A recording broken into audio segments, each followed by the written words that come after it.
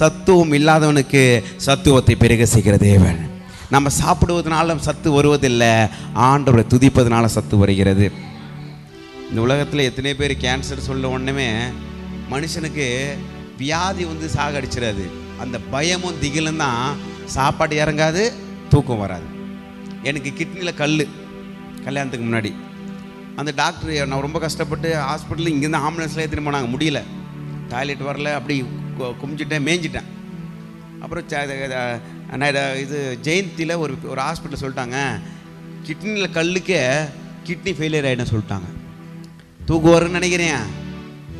வீட்டில் நைட்டில் படுக்கும் போதெல்லாம் பெரிய பெரிய வாட்டர் தண்ணி வச்சுக்கின்னு கல் கரைஞ்சி வர்றதுக்காக தண்ணி நிறைய பாட்டில் கணக்காக குடித்து அடிக்கடிக்கு யூரின் வந்துனே இருக்கும், தூக்கம் வராது, தூக்கமாக போயிடும். ஒரு மனுஷனுக்கு வியாதின்னு சொல்லிட்டாங்கன்னா தூக்கம் வராது, சாப்பாடு எடுக்காது, வியாதி அவங்கள சாகடிச்சிடாது. அந்த பயமும் திகிலுமே அவங்கள மெலிஞ்சு ஒளிஞ்சு போயிடுவாங்க.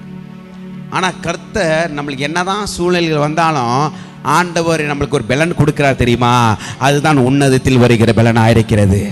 அதுதான் கிறிஸ்து எனக்கு பலனாக இருக்கிறார்.